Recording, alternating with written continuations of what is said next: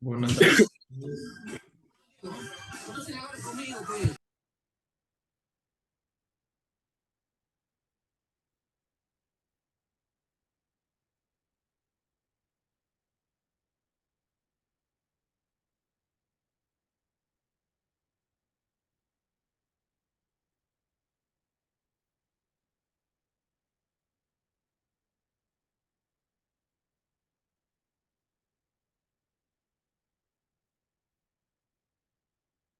Buenas tardes, jóvenes.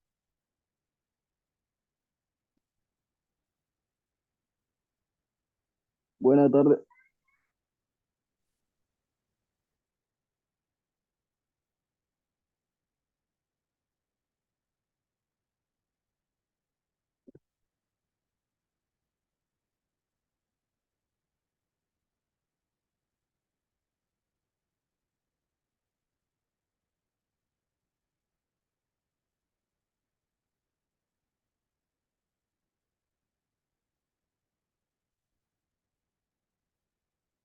Encontraron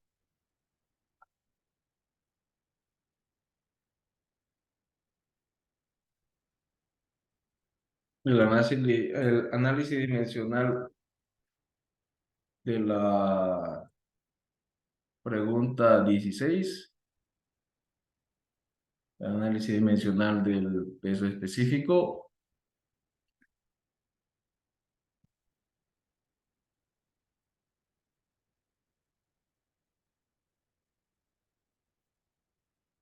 Si no, quedó eso como tarea para ver si alguien se animaba.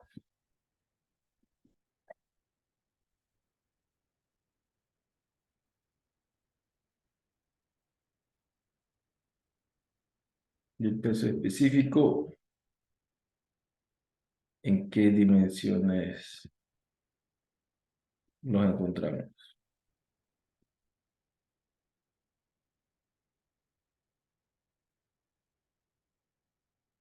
¿Y alguien se acuerda la letra W? ¿Para qué unidades lo usábamos? No, estaba midiendo qué cositas.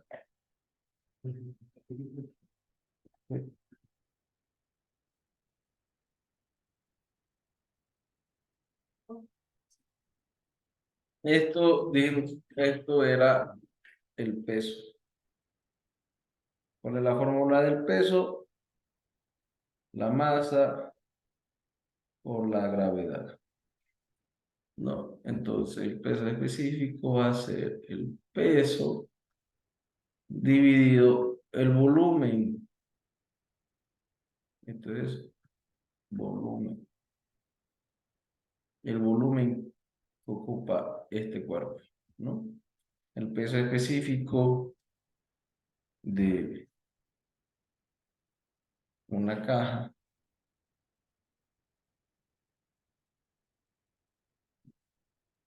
peso específico de esta caja va a ser este peso dividido este volumen de X, X y X de X al cubo, ¿no? A eso se llama peso específico. Entonces, continuando con esto, yo puedo decir que el análisis dimensional del peso específico era el análisis dimensional del peso sobre el análisis dimensional del volumen. Esto es lo mismo, análisis dimensional de la masa por la gravedad. Esto ya lo voy a subir por análisis dimensional del volumen, es longitud a las -3. El análisis dimensional del peso específico va a ser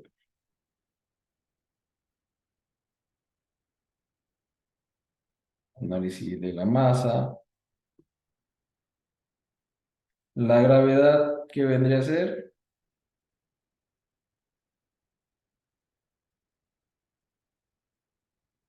era aceleración, ¿eh? Era longitud sobre tiempo al cuadrado por longitud a la menos 3. Esto sería masa. Longitud por longitud sería longitud a la menos 2 por tiempo a la menos 2. El inciso B.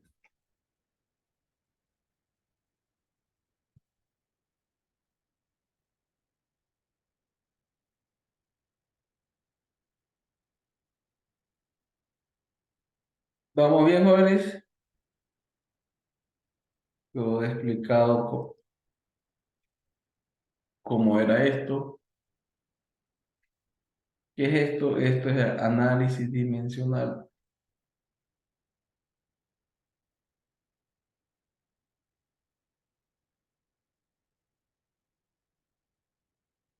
Esto era el tema número 2. Vimos que las dimensiones básicas era longitud, masa, tiempo y temperatura. Las derivadas son velocidad, aceleración, trabajo, energía, potencia. Las auxiliares son los radianes. Las escalares son las mismas que las básicas, pero no necesitan saber la dirección. Las vectoriales son aquellas que son derivadas y yo necesito saber su dirección y sentido como un vector. Y las tensoriales, ¿se acuerdan cuáles eran las tensoriales?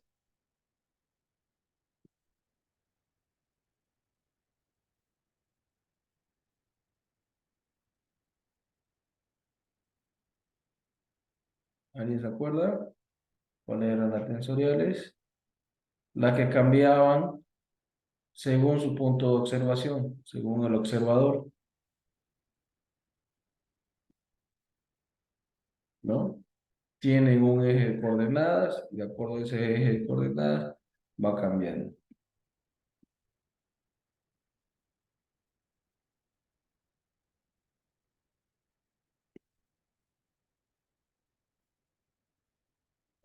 Entonces, si no hay dudas sobre ese tema, vámonos con la unidad número 3,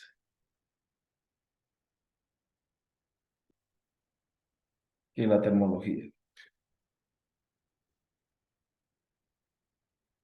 Vimos que la física era el estudio de todos los fenómenos que nos rodeaban y que el hombre siempre quiso saber interpretar cómo ocurrían y también por qué ocurrían. Para poderlos interpretar cómo ocurrían y cuándo ocurrían, fue que comenzaron a hacer la experimentación. Después de experimentar y poder replicar el fenómeno, pero midiendo, ¿no? Midiendo datos, sacando datos, comparando, teniendo dimensiones para comparar esos datos. Pero si ustedes se dan cuenta, inicialmente todas las mediciones lo hicieron a través de los sentidos. Querían saber qué tan largo era un objeto, me comparaban con su cuerpo. Querían ver qué tan lejos estaba ese objeto, era a través de la vista. y comprobar si estaba frío o caliente algo era a través del tacto, ¿no? Entonces de ahí es que aparece lo que es la termología, que era analizar todos los fenómenos a través de la termología, que es la medición de la temperatura, y la calorimetría, que es la medición de la cantidad de calor que tenía, ¿no? Entonces, vamos a ver qué es temperatura. La temperatura es la cantidad de energía que tiene un cuerpo. Ustedes saben que toda la materia, todas las sustancias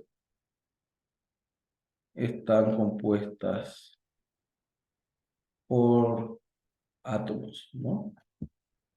Los átomos tienen protones y tienen electrones.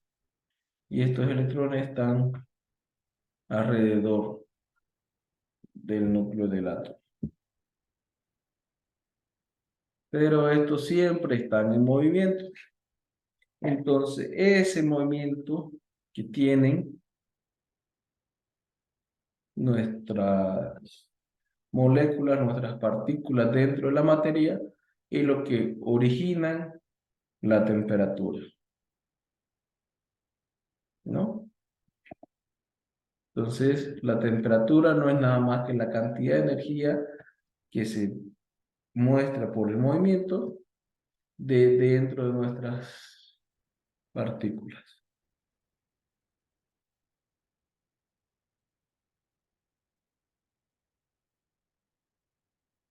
¿Y qué vendría a ser el calor? Es la cantidad de energía que yo necesito para incrementar mi temperatura. Es decir, que si yo tenía mi protón y mi electrón y yo le suministro energía, ocurre con esto se mueve más rápido, ¿no? Tiene un movimiento más acelerado. Y si dijimos que la temperatura era la forma de medir ese movimiento, entonces a mayor calor que yo suministre, la temperatura va a aumentar. ¿Qué significa? Que el movimiento de las partículas también aumenta.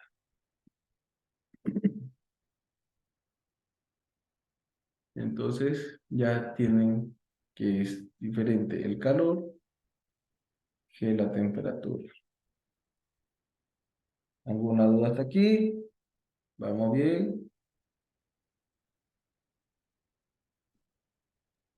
Sí, Bueno, entonces, inicialmente vamos a ver lo que es el calor, perdón, la temperatura, y para ello necesitamos medirlo. ¿Cómo lo vamos a medir? A través de un instrumento que se llama termómetro. Este instrumento lo que hace es apropiarse de algunas propiedades que tienen las sustancias para poder marcar una escala comparativa para medir la temperatura. El más conocido, el que todos o la mayoría tienen en sus casas, puede ser un termómetro líquido. Es el termómetro de mercurio o de alcohol. Lo vemos en nuestra presentación. Este viene a ser nuestro termómetro de mercurio o de alcohol. Luego tenemos los termómetros de resistencia, que son los termómetros digitales.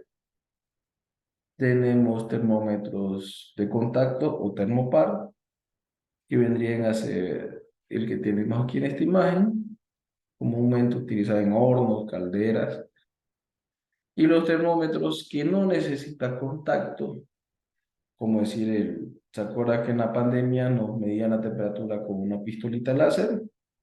Esos son los termómetros sin contacto o pirómetros.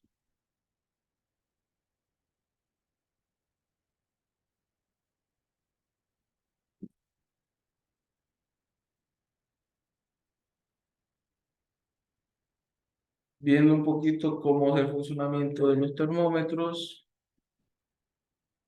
en el caso de los termómetros líquidos, agarran la propiedad de la dilatación térmica. Yo tengo una escala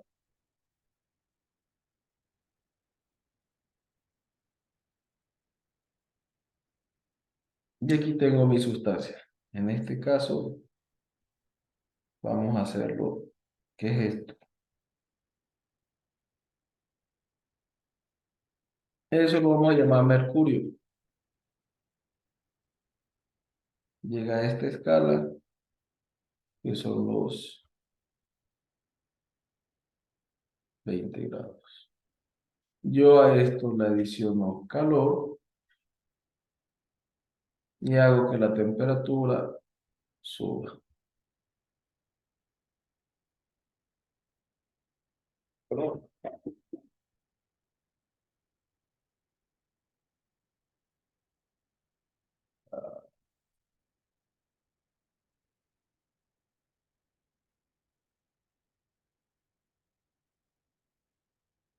La temperatura sube a este valor que sean los 25 grados. ¿Cómo hizo esto? Agarró la dilatación del mercurio, la dilatación del alcohol para extenderse, ¿no? Eso lo vamos a ver enseguida, que es lo que es la dilatación térmica. Entonces agarran esta propiedad de la dilatación térmica para marcar en esta escala.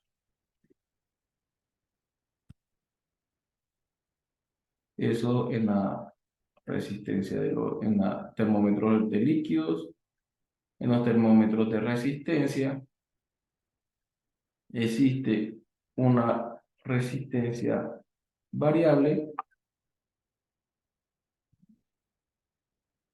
que al aumentar la temperatura, este tiene un valor, y al aumentar la temperatura, su valor incrementa, haciendo que el paso de la corriente sea más difícil, ¿no? Necesite incrementar mi corriente para que pase. O sea, eso es lo que se llama termómetro por resistencia. Estos son los termómetros digitales. ¿Cómo funciona un termopar? Son dos láminas.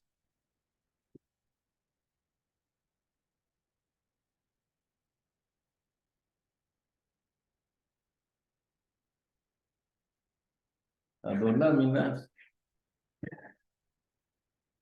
una se calienta más que, o sea, una se estira más que la otra y hace mover la aguja, ¿no? Esta roja se extiende más, esto llega a un pivote,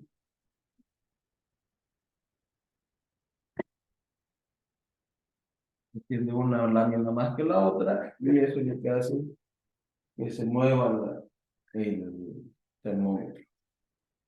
Esta es una aplicación sencilla porque internamente esto es son dos resortes, uno se estira más que el otro, pero este es lo fundamental. Termopar es porque es un par metálico, son dos metales de diferentes materiales que se tienen con unas dilataciones térmicas diferentes.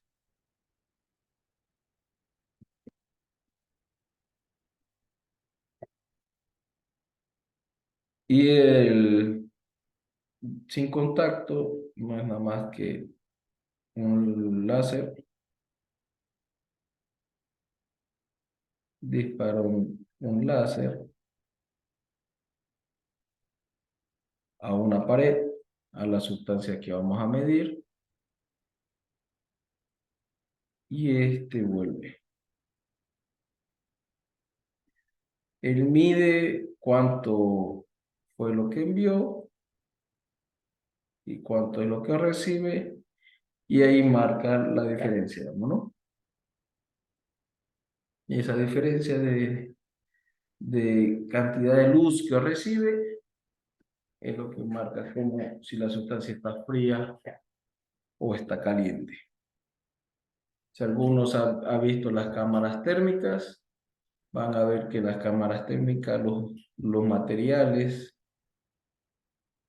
más calientes irradian más luz.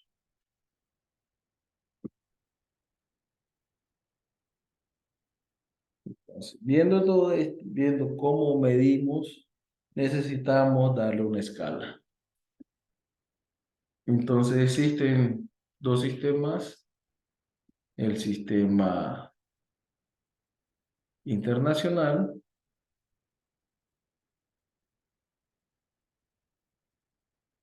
y el sistema inglés.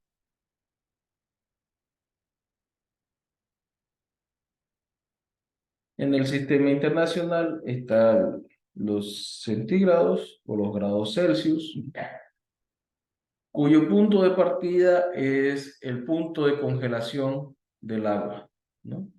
El punto de solidificación del agua. Ellos dicen el punto de solidificación del agua es a los 0 grados y su punto de evaporación es los 100 grados. Tengo 100 partes entre ese cambio de temperatura. Y a eso llamaron los grados Celsius.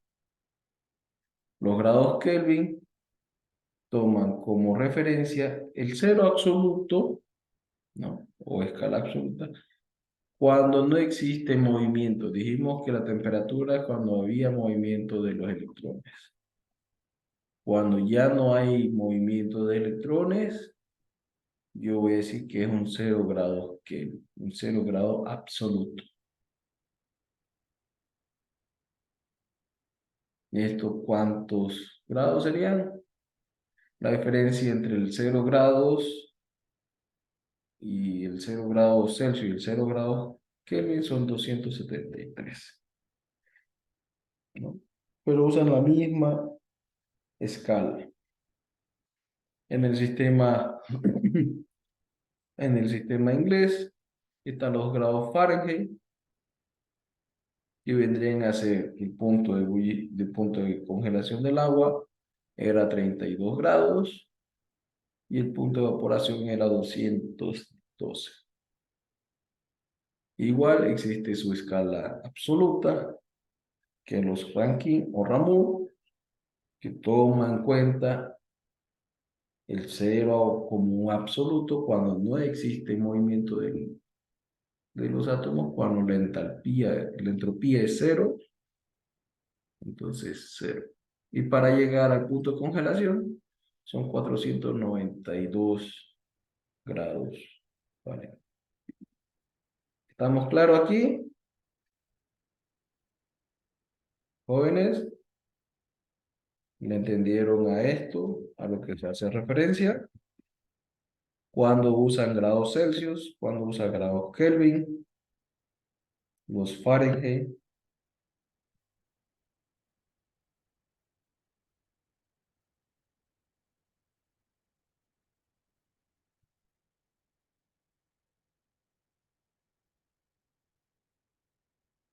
No sé si se durmieron, no se durmieron. Presente.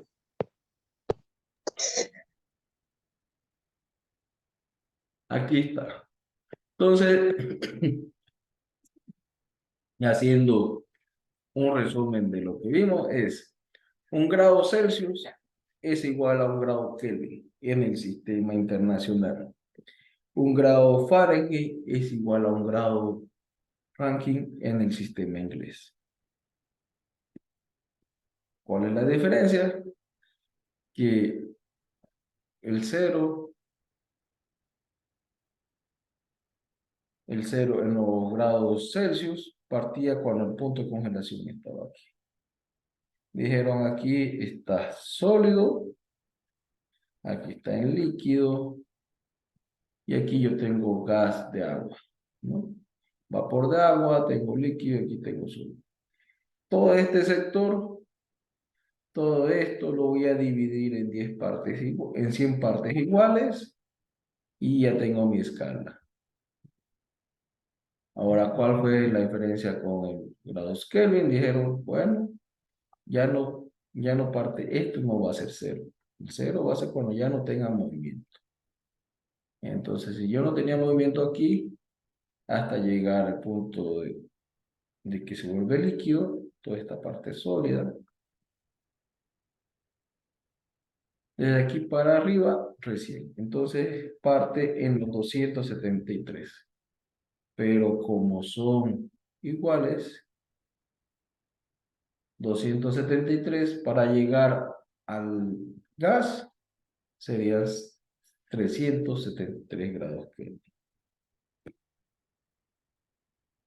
Del mismo principio ocuparon para los grados Fahrenheit. Ahora puede que en vez de dividirlo entre 100 partes, lo dividieron entre 180 partes,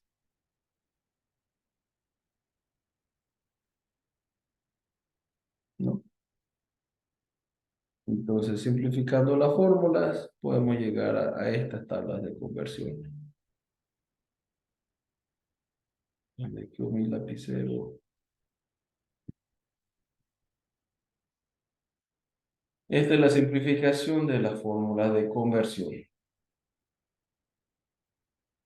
Si yo quiero convertir de grados Celsius a grados Kelvin, es los grados Celsius que tengo, dividido entre 5, ¿no? Les sumo 273 y lo vuelvo a multiplicar por 5. Lo mismo para llegar a los grados Fahrenheit, los grados Kelvin. Una simplificación aún más de esta es 5 grados Celsius son igual a 9 grados Fahrenheit.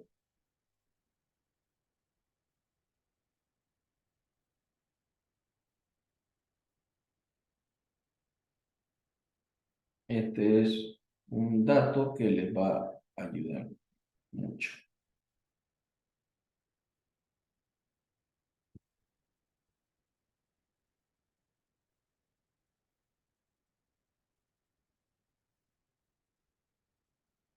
Ya vimos que la temperatura era la energía que tenían internamente las sustancias y que el calor era la cantidad de energía que yo necesito para aumentar la temperatura en mi sustancia.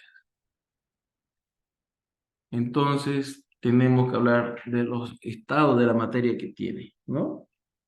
Estas sustancias pueden estar en 3 estados que vendrían a ser sólidos, líquidos y gaseosos. ¿Cuál es la propiedad de los sólidos? Los sólidos tienen un volumen propio, tienen una alta resistencia a la deformación y alta resistencia al corte. ¿A qué voy? Que si yo tengo un bloque sólido,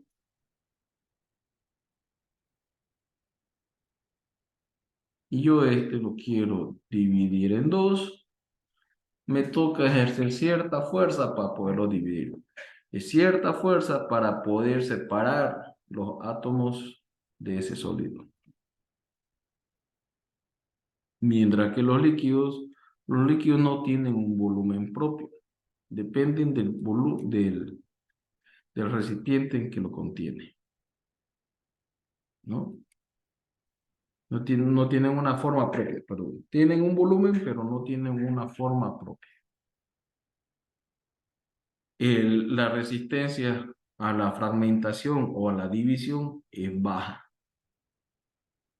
Eh, Agarren un pedazo de madera, intenten dividirla en dos.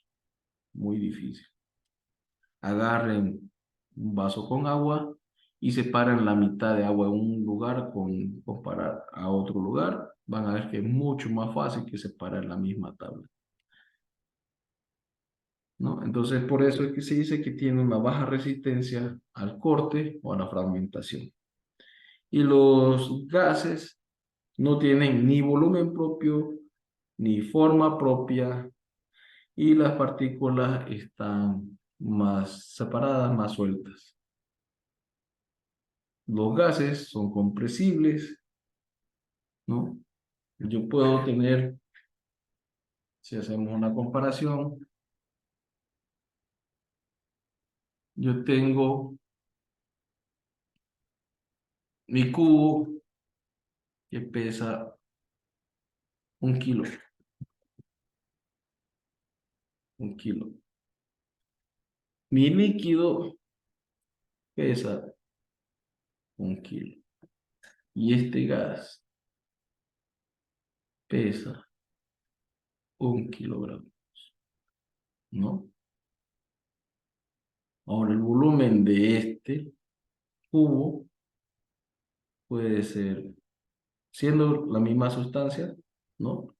Para que sea fácil, va a ser agua.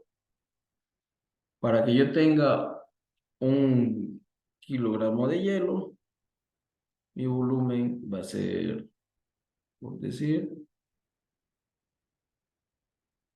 40 centímetros cúbicos. El volumen en el agua son 1000. Esto no es real, es un dato que me estoy inventando. El volumen va a ser centímetros cúbicos. Y el volumen de vapor de agua, esto va a ser aproximadamente, pongámosle que sean 70 por 10 a la 3 centímetros cúbicos, ¿no? La misma cantidad de materia, si yo la pongo en forma sólida, va a ocupar un menor volumen. La misma cantidad en estado líquido aumenta su volumen. Y en forma de gas es mucho más, ¿no? Pero yo puedo tener 1 kilogramo de vapor de agua en un recipiente de 70.000 centímetros cúbicos, como en un recipiente más pequeño de 10.000 centímetros cúbicos, que va a variar la presión del vapor, ¿no? Entonces, esas son de las propiedades que tienen los gases. Los gases no tienen un volumen propio, ¿no? Va a depender de dónde están encerrados, va a depender de qué presión tienen, mientras que los sólidos tienen volumen propio, masa propia, alta resistencia a la deformación, alta resistencia al corte o a la fragmentación.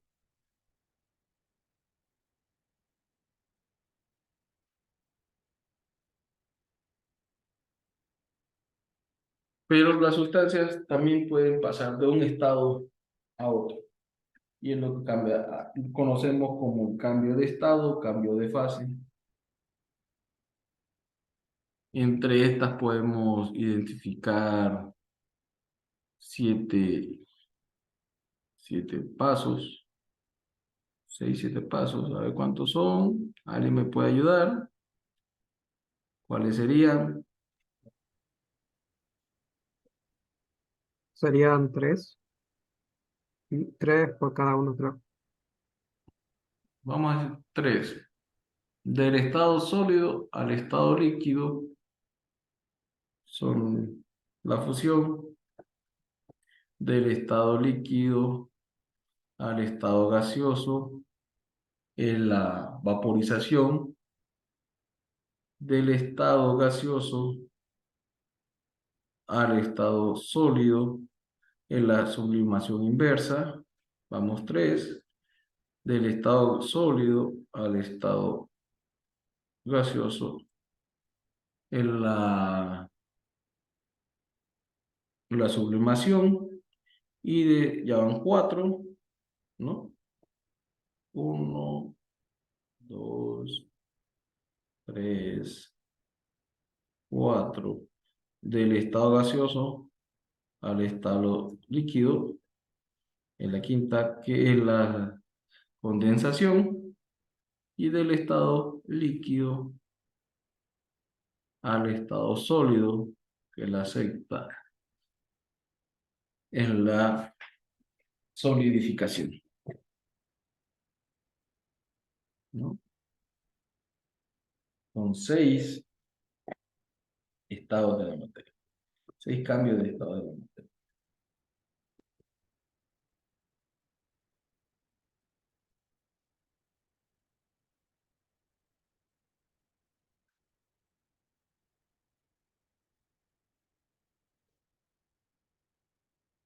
Vimos que para usar los termómetros, para poder medir la temperatura, utilizamos las propiedades de la materia. Una de las propiedades es la dilatación térmica. ¿Qué vendría a ser la dilatación térmica? Es el cambio de dimensión que tiene un objeto por efecto del cambio de temperatura, ¿no? Si un objeto, por lo general, se calienta, lo que hace es variar su tamaño. Si se calienta, aumenta su tamaño; si se enfría, se contrae. A eso es lo que llamamos dilatación térmica. Entonces, podemos encontrar que la dilatación térmica va a ser para los sólidos, para los líquidos y para los gases.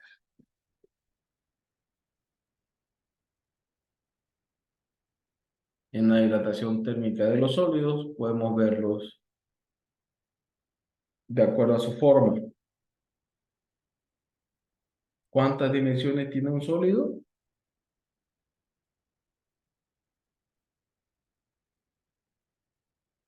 ¿En cuántas dimensiones está expresado un sólido?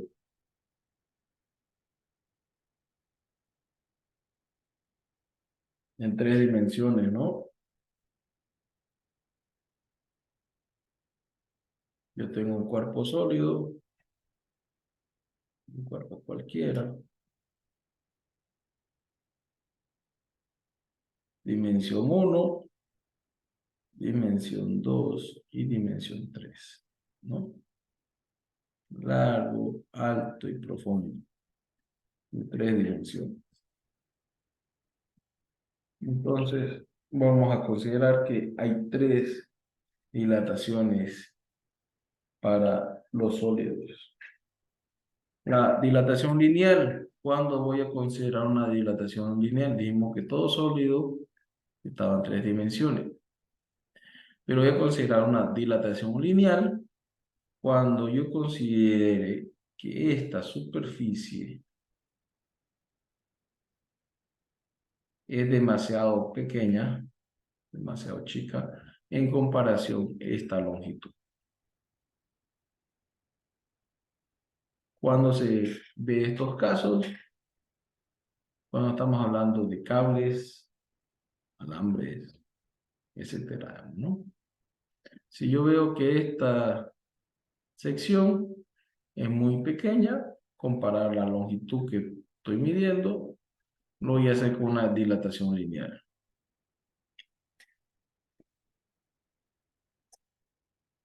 Entonces, ¿qué va a ser la dilatación lineal? Es una propiedad lambda depende del material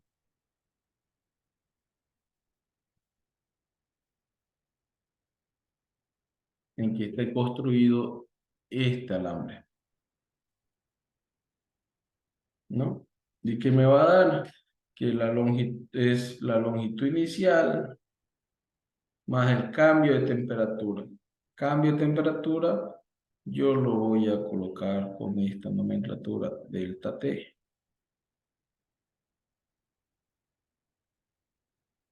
Cambio de temperatura. Entonces, si existe un delta T, hay un cambio de longitud.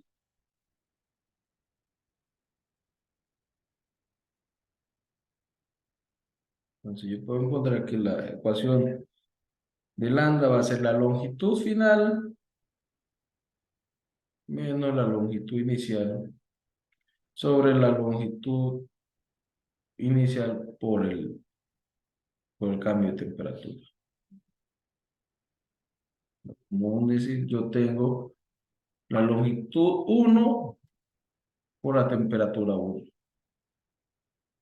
Voy a tener una temperatura 2, ¿no? Esto era L1 más un L2. O sea, yo puedo decir que L2 es L1 más delta de L. Y este delta de L es producido por este delta T, que es T2 menos T1.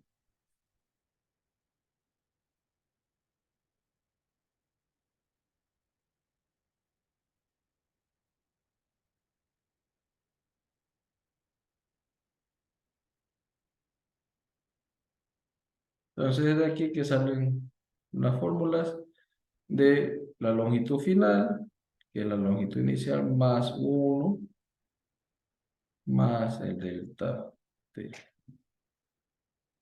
¿Está claro hasta aquí, jóvenes? Lo que es de dilatación lineal.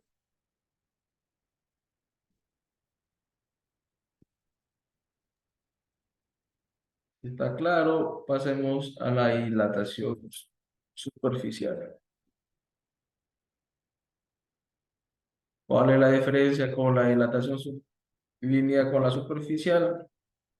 Que ahora ya no tengo una sola dimensión, tengo dos dimensiones. Tengo una dilatación en el sentido de X y otra dilatación en el sentido de Y. Entonces yo lo puedo asimilar con que la dilatación superficial va a ser dos veces la dilatación lineal. Va a ser el cambio de superficie en las dos direcciones que yo tengo. La superficie 1, perdón, la superficie 2 va a ser la superficie 1 por 1 más B más beta, que es el coeficiente de dilatación superficial de acuerdo al material. Va a depender del material en que está construido. Y el cambio de temperatura. Y el volumétrico no viene a ser lo mismo. Viene a ser lo mismo, ahora en tres dimensiones. Entonces, para que ocurra un cambio de forma en mi sólido, tiene que haber un cambio de temperatura. ¿Qué tanto se va a deformar? ¿Qué tanto va a incrementar o reducirse? Va a depender del tipo de material en que está construido. Entonces, esta propiedad me va a decir qué tan fácil o qué tan difícil es calentar esa sustancia.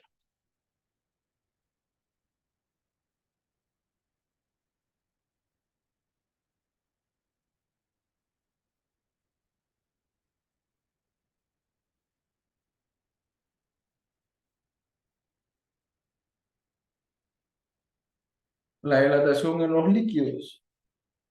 La dilatación en los líquidos es más complicada, más compleja, ya que los líquidos no tienen una forma propia, ¿no? Un líquido tiene un volumen, pero va a depender de qué recipiente lo está conteniendo para asumir esa forma. Entonces, si yo tengo un recipiente rectangular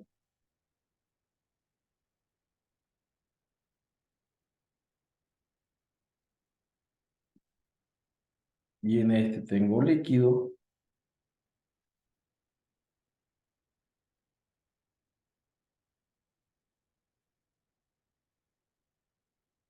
¿no? Yo quiero incremento su calor, su temperatura, este se va a deformar solo en esta dirección, ¿no? Solo va a incrementarse en esta dirección.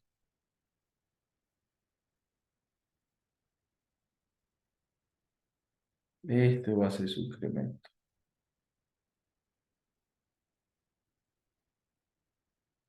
La superficie, el área va a ser la misma porque no depende de él, depende del recipiente. Entonces, cuando tengamos que calcular la dilatación de un líquido, tenemos que tomar en cuenta qué tipo de recipiente se está colocando, porque el recipiente va a tener una cierta dilatación y el líquido que voy a calentar tiene otro coeficiente de dilatación.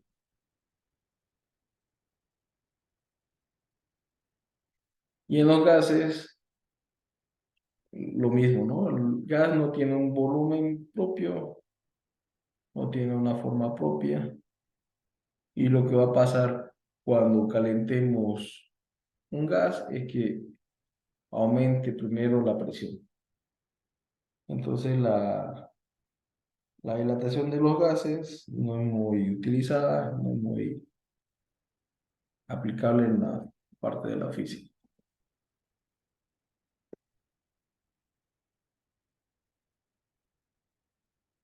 Lo que se aprovecha de los gases es que son compresibles o incompresibles. El calor, hablamos de que era diferente la temperatura al calor. Entonces, vamos a decir que el calor es la energía que yo necesito para incrementar mi temperatura. Cuánto yo necesito para incrementar en 1 grado en la cantidad de calor que necesito. Ese viene a ser la capacidad calorífica. Entonces, cada sustancia tiene una capacidad calorífica diferente.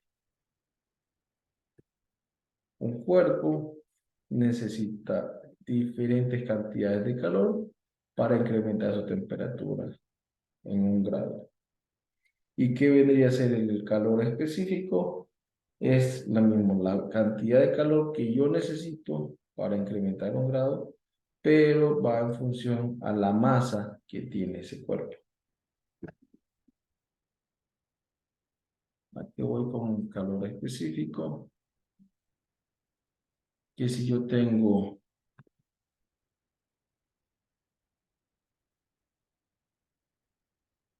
un cuerpo de este tamaño, de cierta sustancia, ¿no? Vamos a poner que hierro.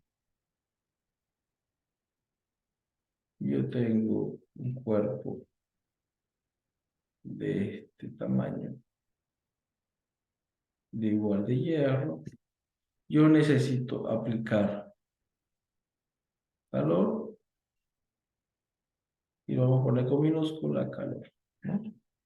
¿Por qué? Porque el calor que yo necesito aplicar a esta sustancia va a ser mucho mayor para que éste incremente su temperatura en 1 grado.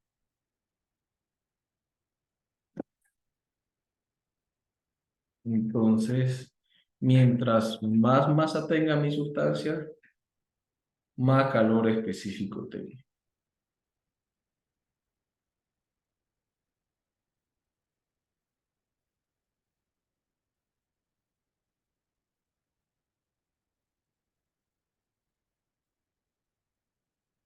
¿Qué viene a ser el calor latente? El calor latente es la cantidad de energía que yo necesito para pasar de una etapa a otra, ¿no? De un estado a otro. ¿Qué es lo que ocurre? Ustedes agarran, meten una botella de agua al freezer. El freezer está a una temperatura de -4 grados. Entonces comienza esa botella a enfriarse. Comienza a estar fría, pero a un punto que todavía no es hielo, ¿no? Se comienza a escarchar por la parte superior. Entonces, a eso es lo que se llama calor latente. Cuanta más energía yo tengo que sacarle al agua para que se solidifique. Lo mismo cuando se está cocinando, digamos, ¿no? Yo agarro, meto una olla a hervir, la temperatura llega a los 100 grados, pero todavía no tengo vapor. Tengo una mezcla entre vapor y agua. Tengo que se está batiendo el agua. A eso es lo que yo lo conozco como calor latente. Y el calor latente también depende de la masa de la sustancia, ¿no? Ustedes han hecho, más que seguro han hecho eso de tener que hervir agua para una taza de café. Es diferente a tener que hervir agua para una sopa, ¿no? La sopa, como es de mayor volumen, tiene mayor masa, necesito más calor, necesito tenerlo más tiempo en la hornilla.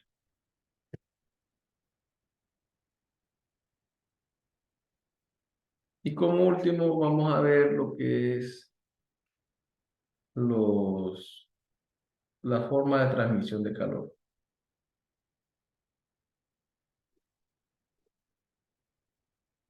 Dijimos que el calor era para incrementar la temperatura en una sustancia. Entonces, para poder incrementar la temperatura en una sustancia, tenemos que adicionar más energía. Y esto lo vamos a hacer de 3 formas. Por conducción, cuando estemos hablando de sólidos que entran en contacto directo. Cuando tenemos sólidos que están completamente unidos, vamos a llamarlo por conducción. Por convección es cuando tenemos el contacto de un sólido con un fluido, o entre fluidos y fluidos, ¿no? Cuando ustedes agregan a su taza de té caliente, quieren enfriarla, le agregan agua fría, eso sería un cambio, una transferencia de calor o transmisión de calor por convección. Y por radiación vendría a ser cuando no existe un contacto físico.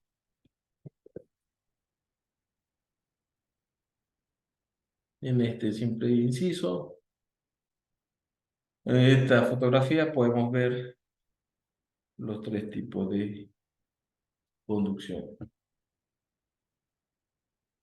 Vamos por el primero, vamos a mostrar un poquito. Yo tengo un cuerpo caliente y tengo un cuerpo frío.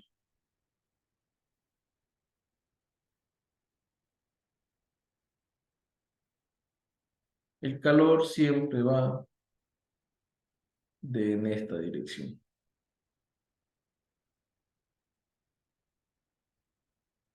Esto es lo que conocemos como calor. La transferencia de calor. Del punto caliente al punto frío. Para que exista una transferencia de calor, tiene que haber una diferencia de T1, T2. Esto tiene que ser distinto, ¿no? Entonces, aquí se produce la conducción. Esta temperatura tiene que ser 5 grados más alta que esta otra para que exista transferencia de calor. Si no hay esa temperatura, ese salto de temperatura, no va a haber la transferencia de calor. Ocurre con los líquidos.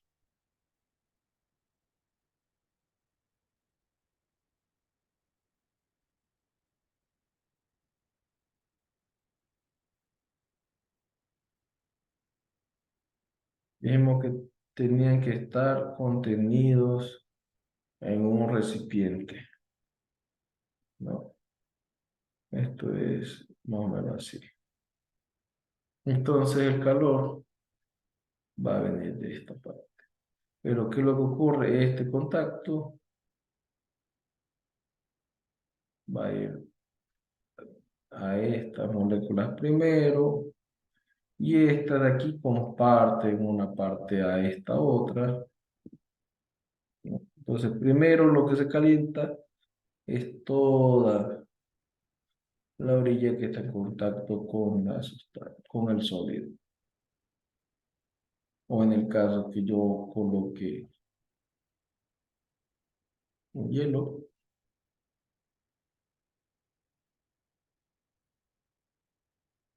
este hielo lo que va a hacer absorber el líquido, el calor que tiene mi líquido y además va a aumentar la masa que tiene mi líquido, ¿no? Aumenta la cantidad de masa que tiene mi líquido. Entonces dijimos que una de las propiedades era el calor específico, que mientras más masa tenga, más energía va a necesitar para aumentar su temperatura, ¿no? Entonces va cediendo cada vez más temperatura y es más fácil a medida que esta, este líquido se va enfriando un poquito, va reduciendo el tamaño del hielo y más fácil transferir el calor. La transferencia de calor siempre se hace superficialmente, siempre es superficialmente. Entonces, mientras más grande sea la superficie de contacto, más fácil de transmitir calor. ¿Vamos bien, jóvenes? ¿Alguna duda? ¿Alguna pregunta?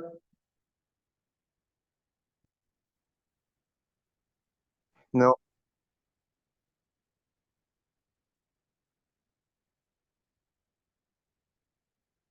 Eso sería todo. Entonces vamos a ver un poquito para ver si realmente no tienen dudas ni preguntas. Vamos a ver su cuestionario, su banco de preguntas.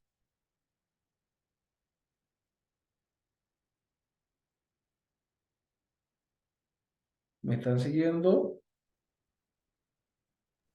Sí,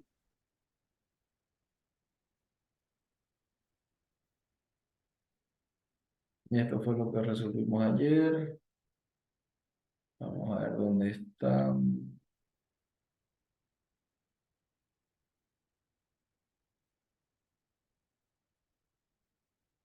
¿Cuántos grados Fahrenheit corresponde a 25 grados Celsius?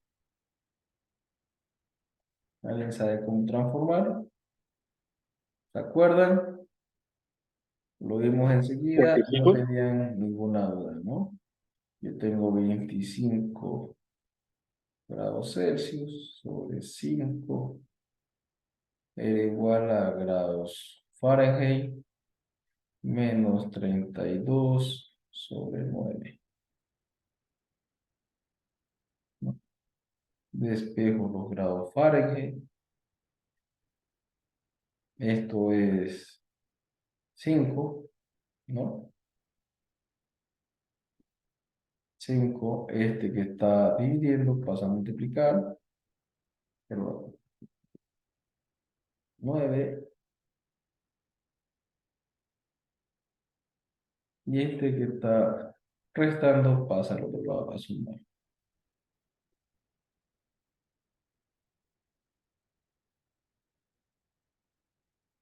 Son 45 más 32, 77 grados Fahrenheit,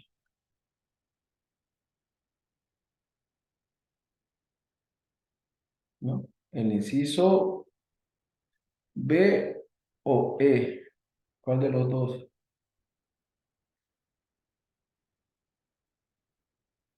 Ninguno. El E. ¿Por qué no te estás mencionando aquí la opción? La escala Kelvin tiene una división igual a la escala Celsius. Dijimos que la escala Kelvin y la escala Celsius eran el sistema internacional. Y equivale a, ¿cuántas divisiones tiene la escala internacional? 100. 100. Correcto.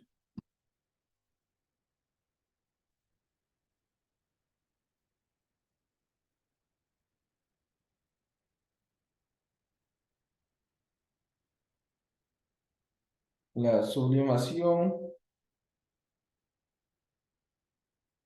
es un cambio de líquido a sólido, de vapor, de sólido a vapor,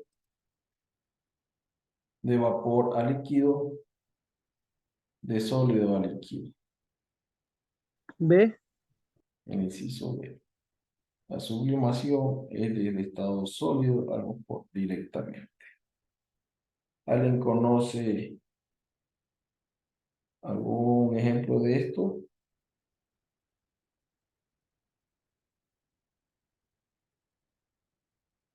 ¿Han visto que dentro de los zapatos cuando están nuevos vienen una bolsita? Dice, no sé, silicato. En esta bolsita vienen varias bolitas en estado sólido, que lo que hacen es evaporarse directamente. Se evapora. No se, no se vuelve líquido. Esto es para absorber el calor del medio ambiente, absorbe el calor del medio ambiente y se evapora directamente.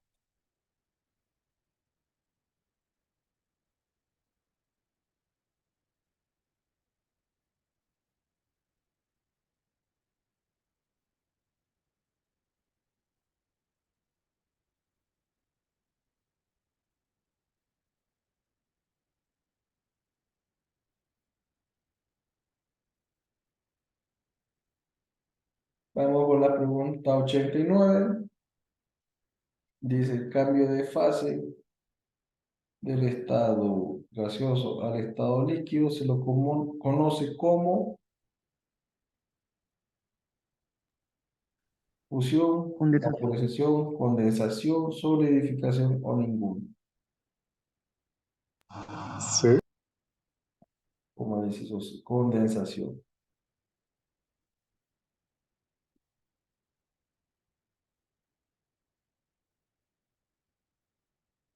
¿Cuál es la ecuación correcta para transformar de grados Celsius a grados Fahrenheit? Inciso A, inciso B, inciso C, de E. ¿De acuerdo? Inciso A. Grados Celsius sobre 5 era igual a grados Fahrenheit menos 32 sobre 9. Esto es lo mismo que grados Fahrenheit a esto es 9 sobre 5 de grados Celsius más 32. El, 9 sobre 5 grados Celsius más 32.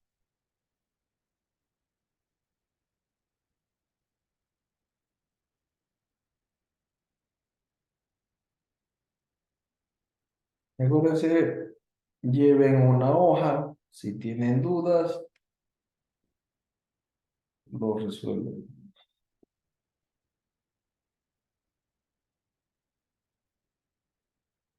Tienen que practicar estos jóvenes para ese examen.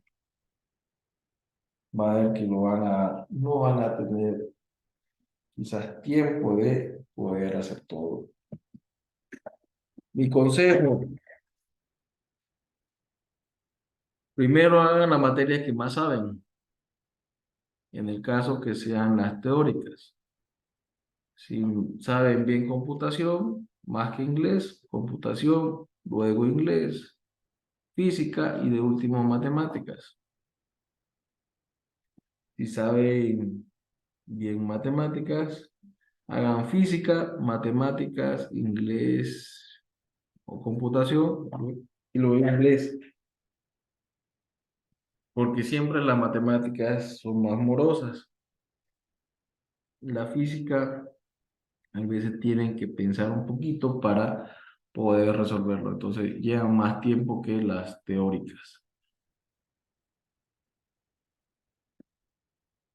Continuando, nos dice la 191 que si la temperatura media es de 86 grados Fahrenheit, ¿a cuántos grados Celsius corresponde?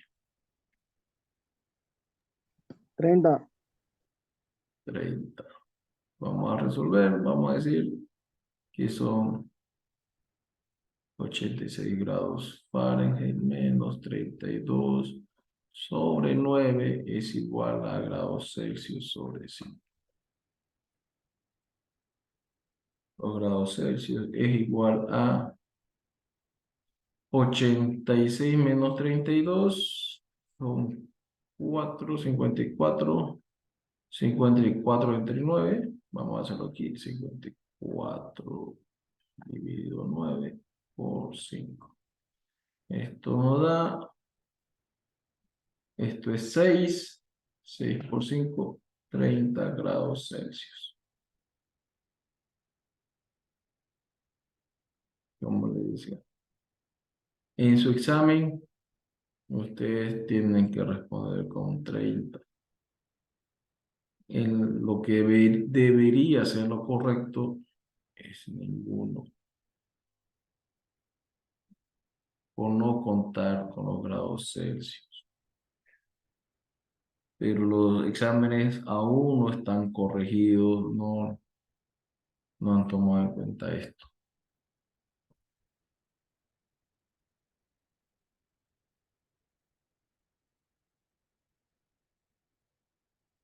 Dice, la temperatura media en la ciudad de Puerto Suárez es de 25 grados Celsius. ¿Cuál será la temperatura en la escala Fahrenheit? 77. 77. Ahora, si te digo, ¿cuál es? Esta es la temperatura media y lo aumentamos 10 grados Celsius. ¿Cuál será la temperatura en los grados Fahrenheit?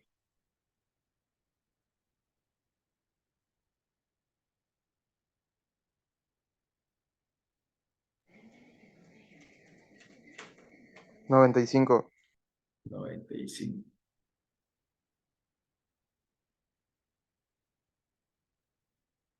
95 grados Fahrenheit. ¿Cómo hiciste este cálculo?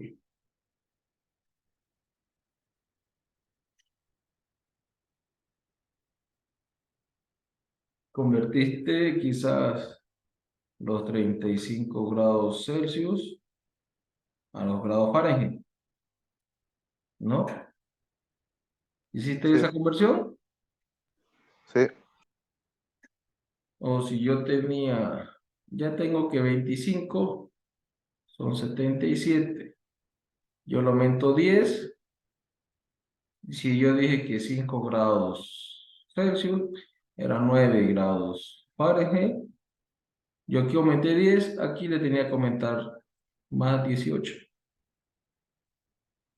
Perdón, más 18 grados Fahrenheit. Y ya hacía solo esta suma.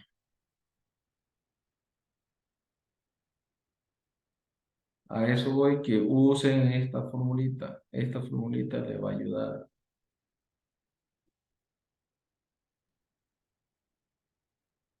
Van a haber datos que quizás le pidan a solo este incremento, un delta T de 5 grados Celsius. ¿Cuánto es el delta T expresado en grados Fahrenheit? ¿No? Para esos valores y no hacer toda la transformación completa, yo sé que 5 grados Celsius son igual a 9 grados Fahrenheit.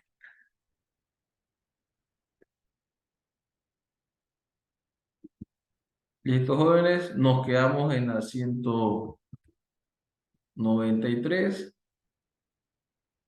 El día de mañana terminamos lo que es el banco de preguntas y hacemos lo que es el cuestionario.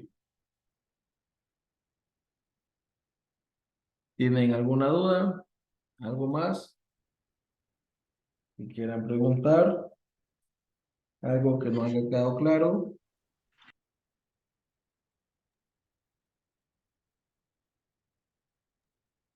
Profe, hay otra fórmula, creo que es de Fahrenheit a Celsius con 1.8. 1.8. Sí, sí, pero no sé cuál es más rápida, esta o la otra. 1.8. Bueno, primera vez que escucho esa. Creo que es 1.8. Fahrenheit menos 32. ¿Cómo? ¿Me puedes repetir? Fahrenheit menos 32 y luego está dividido entre 1.8. 1.8. ¿Así? Sí, Esto es 5 dividido entre 9. No da 5 dividido entre 9. Tendría que ser 9 dividido entre 5. Ahí sí te da 1.8. Este valor te da 1.8. Entonces sería grados Celsius, grados Fahrenheit, 32 por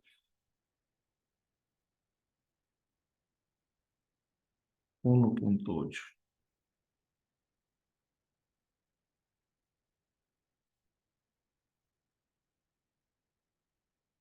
Hagamos, sabíamos que 25 grados Celsius eran 77 grados Fahrenheit, ¿no?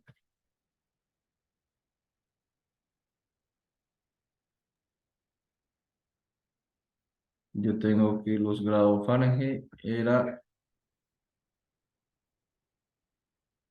no, sí está bien, este de aquí. Los grados Fahrenheit va a ser los 25 por 1.8 más 32.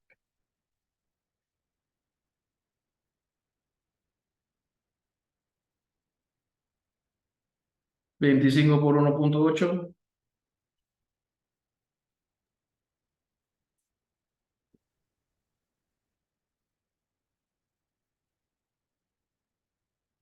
Este es para comprobar Era esta fórmula de aquí, ¿no? ¿Cuánto sale? 45.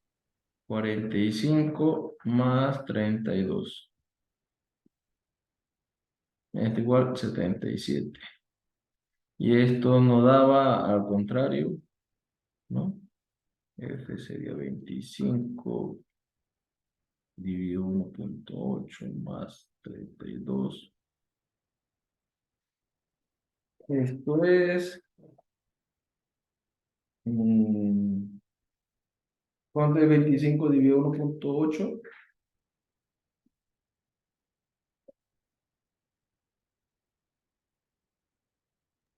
Era 14 casi. Más 12. 1.25 dividido 1.8. Bueno, es 13.8 realmente. 13.345. 45.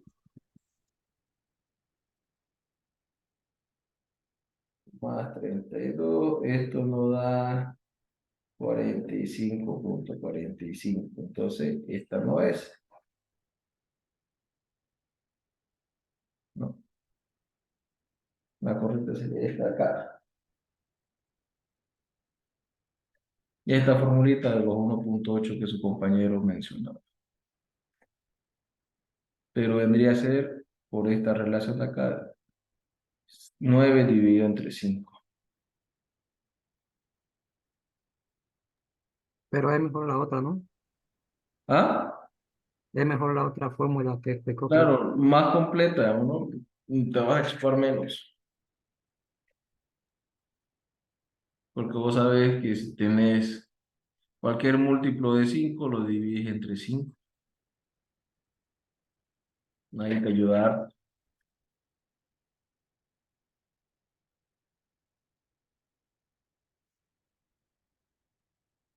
Van a ver que hay otros que dice, hay en otros libros, puede estar así. Grados Celsius sobre 100 es igual a grados Fahrenheit menos 32 sobre 180. También esta es válida. Esto también es válido.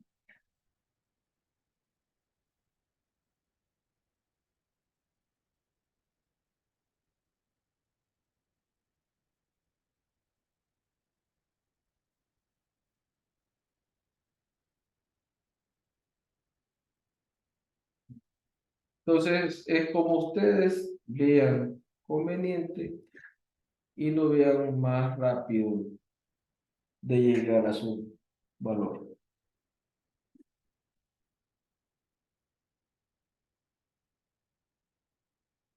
Están acostumbrados a un término, aprovechenlo, simplifiquen lo más que puedan. Su examen no les permite usar calculadora, no les permite llevar formulario, entonces tienen que hacerlo lo más sencillo, práctico y fácil posible.